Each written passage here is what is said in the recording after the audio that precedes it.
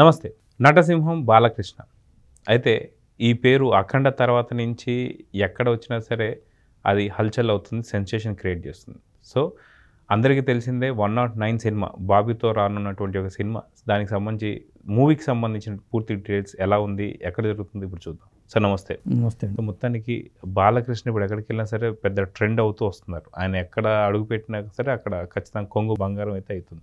ఇలాంటి తరుణంలో బాలకృష్ణకు సంబంధించిన మూవీ డీటెయిల్స్ ఎలా ఉన్నాయి, ఎంతో షూట్ పార్ట్ కంప్లీట్ చేసుకుంది, ఇప్పుడు ఏ దశలో ఉందనుకోవచ్చు? అంటే షూటింగు నిదానంగా అవట్లా, చాలా ఫాస్ట్గా చేస్తున్నారు షూటింగ్. ఎందుకంటే ఎన్నికలు రానుండటం, ఆయన ప్రచారంలోకి పాల్గొనడంతో చాలా ఫాస్ట్గా చకచక జరుగుతుంది. అసలు బాలయ్య బాబు రెస్ట్ తీసుకోకుండా షూటింగ్లో పాల్గొంటున్నారు. ఎన్బీకి 109 అన్నారు కానీ ఇంకా దీనికి టైటిల్ కూడా పెట్టలేదు ఏమి.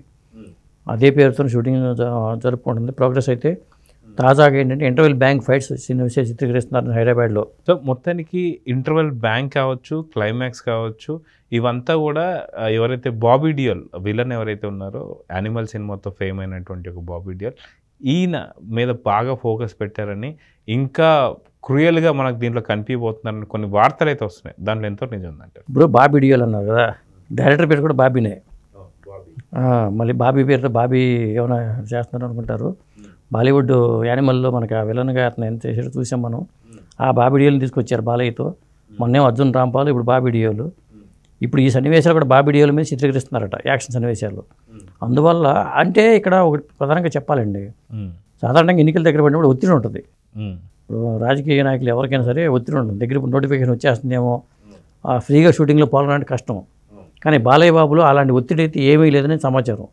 చాలా అసలు డెడికేషన్తో పూర్తిగా వెళ్ళిపోవడం, షూటింగ్ పాల్గొనడం, బయట రాజకీయాలు అసలు వాడిని ఏం పట్టినట్టుగా, ఎందుకంటే త్వరగా కంప్లీట్ చేద్దామనే ఒక తపన బాలయ్య బాబులో కనిపిస్తుందట.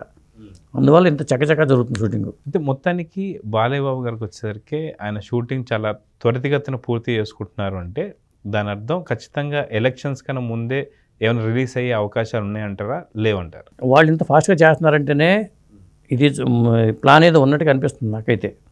లేకపోతే ఇంత ఫాస్ట్గా చేయాల్సిన అవసరం లేదు.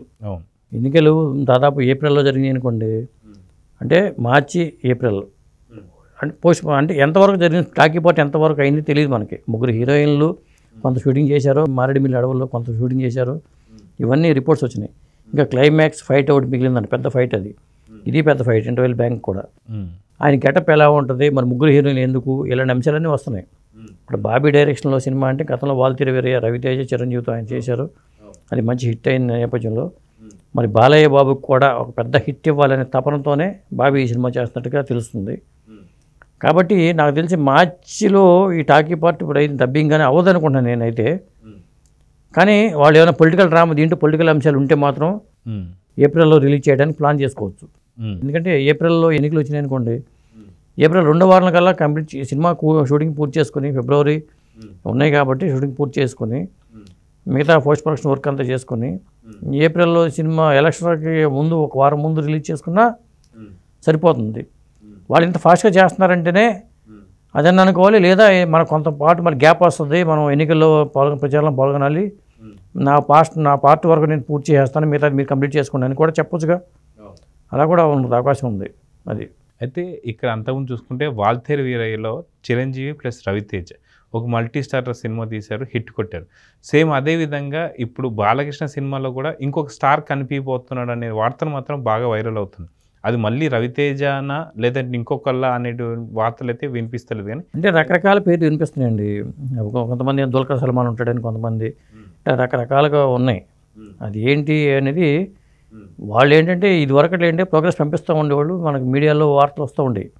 ఇప్పుడు ఏం చెప్పట్లా, కొంత అప్డేట్ ఇస్తున్నారు, సోషల్ మీడియా ద్వారా అప్డేట్ ఇస్తున్నారు వాళ్ళు. ఆ అప్డేట్ని బట్టి మనం బేస్ చేసుకుని మనం ఊహాగానాలు చేసుకోవడం తప్పితే మనకు మార్గం లేదు. ఇదివరకు ఏంటంటే సపరేట్గా ఒక బులెటిన్ లాగా రిలీజ్ చేసేవాళ్ళు, దాంట్లో డీటెయిల్స్ అన్నీ ఉండేవి. అట్లా లేదు కాబట్టి మనం అన్ని ఊహాగానాలతోనే మనం బ్యారేజ్ చేసుకోవాల్సిన సినిమాని. కాకపోతే బాలయ్య బాబు హిట్ల మీద ఉన్నాడు కాబట్టి ఇది కూడా మంచి పెద్ద హిట్ అవుతుందని మనం అనుకోవచ్చు ఖచ్చితంగా. సో చూద్దాం సార్. మొత్తానికి ఇంత ఫాస్ట్గా చేస్తున్నారంటే కొంత రూమర్స్ ఏంటంటే 100% ఎలక్షన్స్ కన్నా బిఫోరే ఇది పొలిటికల్ పంచెస్తో సినిమా రావచ్చు అని చెప్పేసి అంటున్నారు.